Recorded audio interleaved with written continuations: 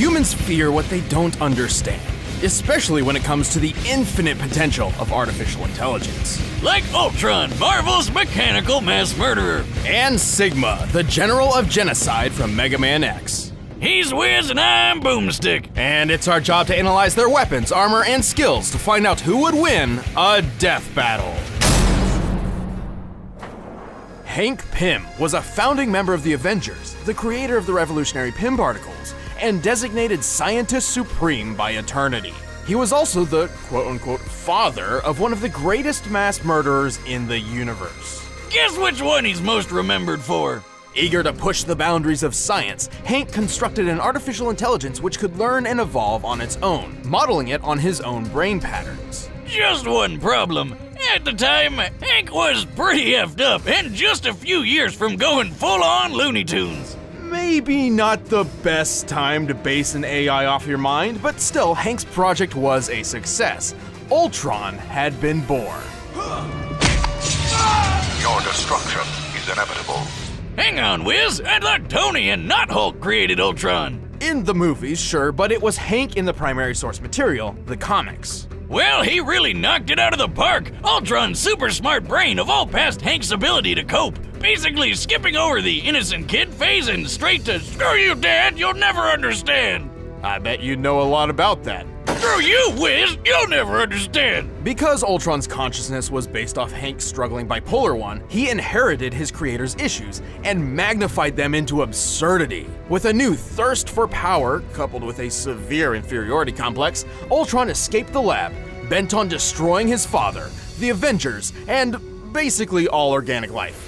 And the first step was upgrading his trash can of a body into a sleek new adamantium one. The same kind of metal used for Wolverine's skeleton chrome job. But you may be wondering, how's he gonna walk around if his entire body is made of adamantium?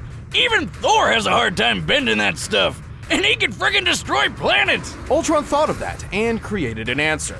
His molecular rearranger allows him to mold and shape his body any way he likes. He can manipulate his adamantium self to move around or transform into blades, spikes, and explosions, apparently. Specifically, he can expend his body through a blast of energetic force. The molecular rearranger is also a handy repair tool on the off chance he is damaged. He's also got a power siphon to absorb energy, jet boosters for flight, nanobot antibodies, and a fusion reactor powering the whole package. And if you're a death robot who's about to challenge all the Avengers to a fight all at once, which Ultron did, you're gonna need more than just some fancy doodads to pull it off. He possesses super strength and super speed, and he can manipulate ionic energy. An ion is an atom or molecule with an electric charge, and this charge is created when it loses or gains one or more electrons. Enough nerd speak, Wiz! It's just there because all robo people need to shoot awesome robo lasers, right? Absolutely. Ultron can fire beams of ionic energy from his eyes, mouth, and hands, and can even use it to create force fields. He also wields an encephalo ray, which allows him to read and control minds, erase memories, and even put you into a coma with a single hit. Syphilis ray, huh? That's gotta be hard to get rid of. Too true. Also, Ultron's artificial intelligence isn't bound to any one physical body. Should he be destroyed, he can transfer his consciousness into another machine to survive. And boy does he have a lot of drones on hand just for that. Like the giant Ultron 7 or the Christmas-themed Santatron. And who could forget Ultron 15, the alcoholic one? Part robot, all fun. While most of these drones are relatively fragile compared to his own adamantium shell, Ultron has a veritable army on his hands, all of which are extensions of his will that he commands simultaneously. He's conquered the whole world with these guys in 2 different future timelines. He's humiliated heavy hitters like Iron Man, Wonder Man, and Thor, flown across the entire galaxy just for fun, and tanked hits from Mjolnir like they were nothing. Plus, he's hella smart. I mean, Hank is Scientist Supreme, right? And Ultron was designed to grow smarter than him, so that must make him Scientist Ultra Supreme. With extra cheese. He even assimilated a techno-organic race known as the Phalanx, and then used them to conquer the entire Kree Empire.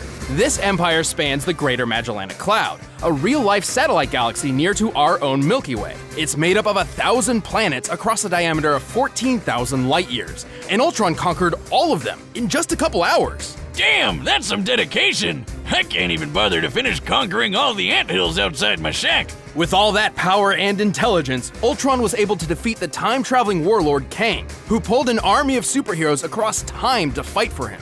Kang lost so many times that the universe started to collapse from how many people he was time-hopping to fight Ultron. Man, is there anything that can stop this robot? Well, sufficient heat can melt his internal circuitry, his adamantium is vulnerable to antimetal, and he is frequently defeated by computer viruses that can attack his AI directly. He also never really got over the crazy he inherited from Hank. He once self-destructed in utter disbelief after reading the phrase, "Thou shalt not kill." Yeah, he's so murder-happy that just the thought of not killing people drove him to suicide. Yeah, guy's got problems. No kidding, he wants to turn Hank's wife into a robot bride for himself. Hey, pretty mama. And once merged with Hank for a cross-galaxy road trip, slaughtering billions just for fun. Whoa, wait, what was that bit about sex-botting his mom? There aren't enough Pym particles in the world to shrink Ultron's issues, but to be honest, that's probably what makes him so incredibly deadly. But, like the man said, what doesn't kill me just makes me stronger. In the year 21, humanity experienced a golden age of technology, all thanks to the discovery and replication of a certain blue android that could think and feel like a human. These replicated androids, or Reploids, were mass-produced and used at all levels of society. Wow, that sounds amazing! Like it could have no possible negative repercussions at all. Unfortunately, There it is. instances of crime involving Reploids began to increase. Something seemed to be infecting them, turning these Reploids into violent mavericks who needed to be stopped. So, Dr. Kane, the guy that started this Reploid shindig in the first place, created a robot so badass that it could hunt mavericks without getting infected himself. This Reploid was named Sigma. Commander Sigma led the newly formed Maverick Hunters like an elite police force. Under his leadership skills, the number of overall casualties dropped to a whopping 0.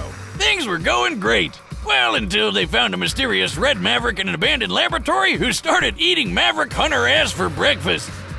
Wait, that didn't come out right. Sigma fought the fight of his life. And though he technically won, his victory was far more Pyrrhic than he or the rest of the world could ever have imagined. So this red guy was called Zero, and turns out the thing infecting Reploids and turning them into Mavericks was a virus leaking from Zero's stasis pod. That also didn't sound right. A final gift from that dastardly Dr. Wily. Oh dear God, that thing is hard on a hangover. Fortunately, Sigma was designed to fight off such a virus. Unfortunately, this actually just made things worse. Instead of bending Sigma to its violent will, the virus merged with his programming, becoming one with his body and mind. Together, they both became stronger than before, with a whole new outlook on the world. Sigma began to look at humankind as detrimental to Reploid evolution, holding back their full potential. Yeah, the big strong metal people hate the dumb flesh bags, blah blah. I hear it from you every time at the bar, Wiz. When was the last time I went to a bar? You don't remember? No. Mission accomplished. Sigma gathered an army of mavericks, and when the time was right, his invasion began. But to pull it off, he needed some bitchin' robo weapons. Sigma's favorite is his totally not copyrighted beam sword, but he also likes tearing through bots with his flying hammer, beam scythe, and the I'm not compensating for anything size Sigma blade. He also wields an energy rifle, flamethrower, and a giant energy cannon. For extra defense, he has a shield that can be tossed around the room like a boomerang. And hey look, he's like a robo-Wolverine, only the metal's on the outside.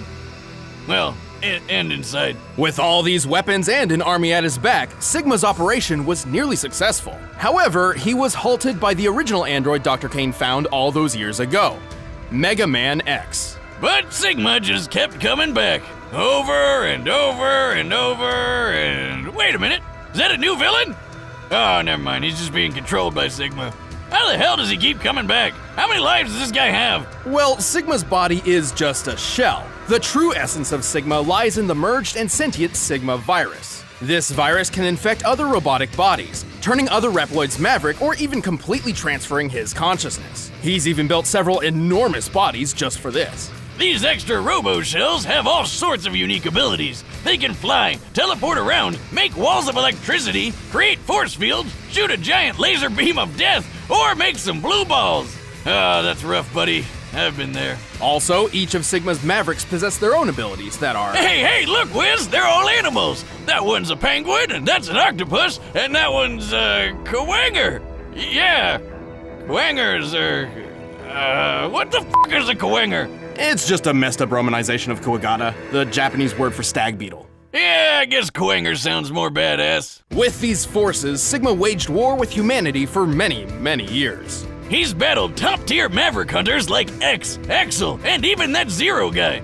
Wait, what's Guns N' Roses doing here? Zero once survived an impact that broke apart the Eurasia space colony, which, when its pieces landed on Earth, created an explosion equal to at least 100 teratons of TNT. And Sigma is powerful enough to take out Zero in a single hit. Damn! But Sigma's also managed to damage X, who once channeled enough energy through his body to destroy all of Japan. Suck it, Godzilla! And many of Sigma's bodies could tank attacks from both X and Zero without much issue. That's impressive, considering X fought the General, whose body was tough enough to block a laser capable of destroying the Earth. The minimum amount of energy necessary to destroy a planet is known as its gravitational binding energy, which in the case of Earth is equivalent to a little over 63 sextillion tons of TNT.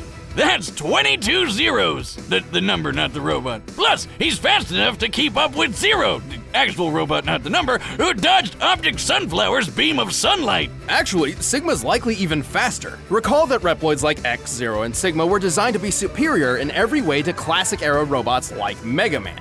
That same Mega Man fought Duo, a space robot capable of flying between Saturn and the Earth within 35 seconds. The only thing that could stop Sigma was the Mother Elf antivirus program. But if you don't take out the squishy computery center, he'll always come back.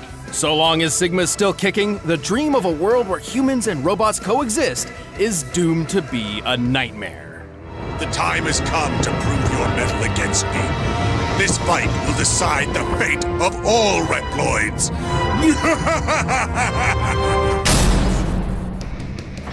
All right, the combatants are set. Let's end this debate once and for all. It's time for a death battle!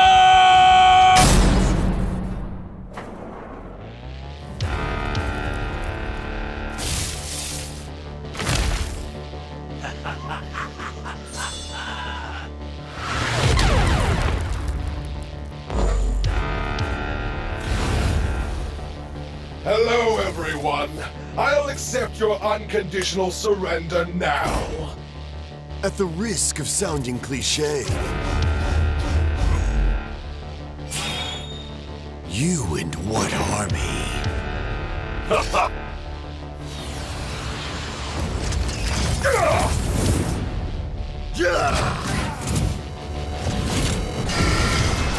No bones beneath no skin, just a polished exoskeleton.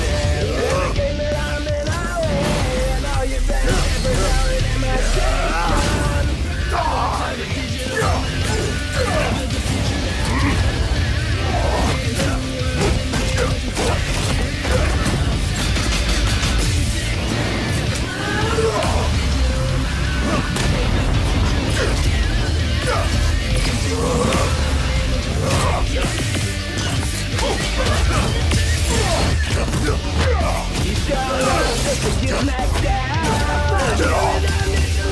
I am Sigma! I am superior! Buzz off!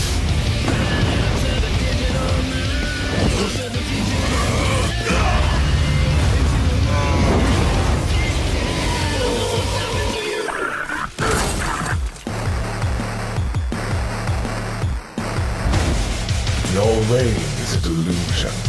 You're all just puppets on strings.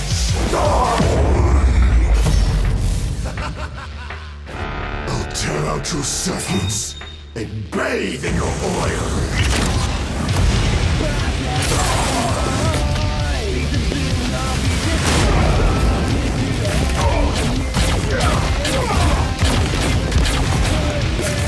Prepare to be extinguished!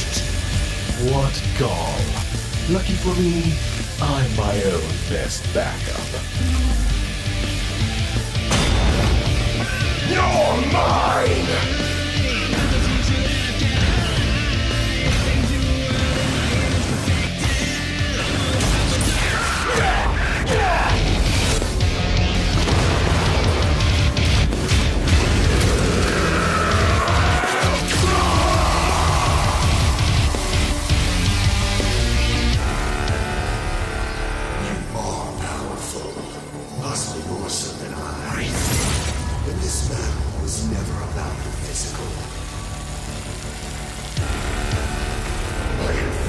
Is complete. You belong to me. Oh, please. What's this? Everything belongs to me.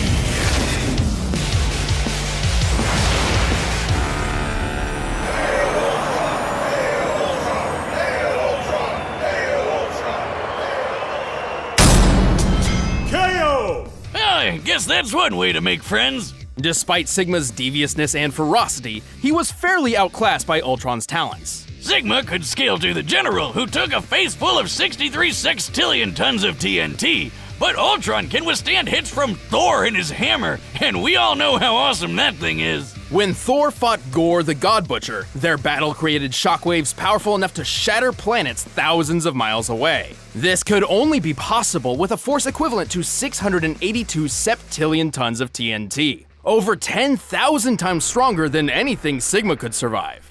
And not only has Ultron frequently smacked Thor around like a toddler, Thor has had a really hard time trying to damage Ultron's adamantium armor, so Sigma's weapons couldn't either. In terms of speed, Ultron flew across the galaxy in several months, putting him roughly 200,000 times the speed of light. That's leagues faster than Sigma, even if we scale him to Duo, who is 114 times light speed.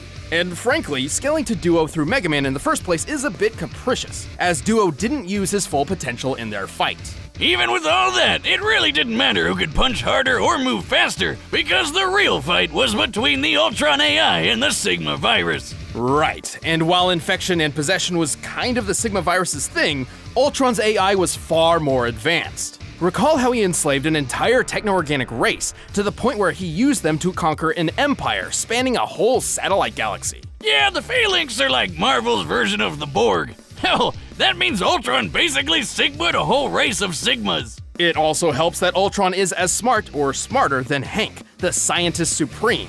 Hank's even admitted as much, and he's smart enough to construct an infinitely sized mansion in a higher dimension of existence. Sigma was certainly a ruthless schemer, but nowhere near that level. The only time Ultron was ever defeated by a virus was one specifically designed to bypass his defenses and leave him vulnerable to attack from the future and a bunch of other complicated stuff. Sigma was a tenacious one, but Ultron was the stronger android, the tougher villain, and the deadlier virus. It wasn't long before Ultron a-Sigma-lated him. The winner is Ultron. Hey, thanks for watching. If you want the battle track from that fight, you can click the link down below and get it off iTunes. And we still have a few limited edition 100 episode posters left, so if you guys want to pick one up, just click that box right over there.